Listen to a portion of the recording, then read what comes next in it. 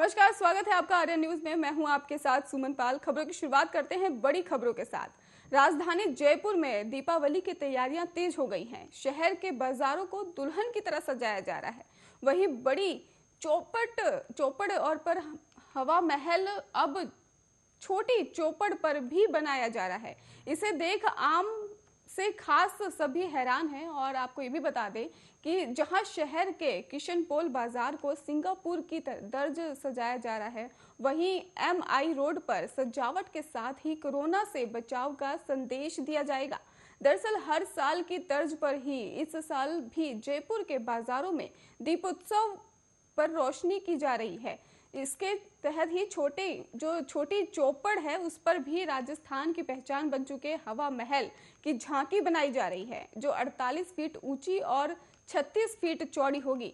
इस विशालकाय हवा महल को अत्याधुनिक LED लाइटों से ही सजाया जाएगा। और यहाँ पर आपको ये भी बता दें कि राजस्थान के लोक कलाकार लोकगीतों की प्रस्तुति देते नजर आएंगे।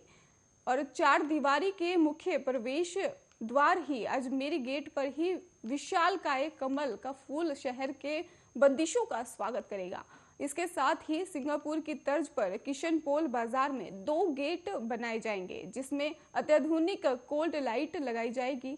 और इसके साथ ही किशनपोल बाजार के 27 पोल पर एक जैसी रोशनी पर कर ही सिंगापुर थीम पर बाजार को सजाया जाएगा।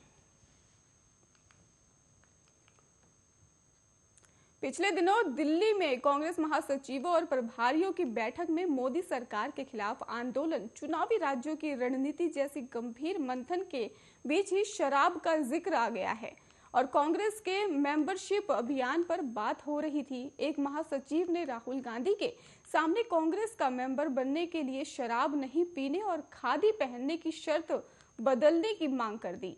और इसके साथ ही आपको बता दें कि इस पर राहुल गांधी ने बैठक में पूछ लिया कि यहाँ मौजूद कितने नेता शराब पीते हैं। केवल 2 प्रभारियों के हाथ उठाए और इनमें से एक राजस्थान के हैं। हकीकत यह है कि पीने वाले बहुमत में थे और लेकिन 2 ने सच बोलने की हिम्मत दिखाई है। नेता अभिनेता का फील्ड भले अलग हो, लेकिन नेता का अच्छा अभिनेता होना एक अनिवार्य खूबी सा हो गया है। नेताओं की इसी खूबी को देखने का मौका दिल्ली जयपुर की फ्लाइट के दौरान ही एक प्रत्यदर्शी को मिला।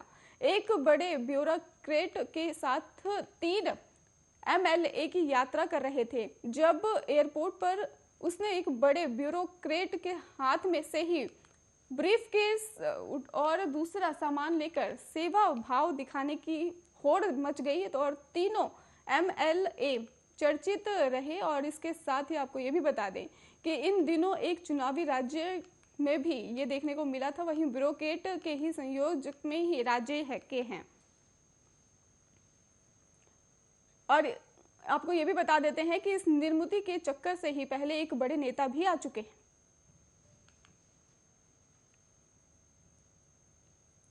मुख्यमंत्री पद को लेकर कांग्रेस में चल रही खींचातान का दर्द शुक्रवार को अशोक गहलोत के भाषण में भी नजर आया। वे प्रशासन गांव के संग अभियान के लिए बीकानेर के लाखासर आए हुए थे और यहां आयोजित सभा में अपने 3 साल के कार्यकाल की चर्चा कर रहे थे। तभी भीड़ में से एक किसी ने कहा कि चौथी बार आप ही CM बनेंगे।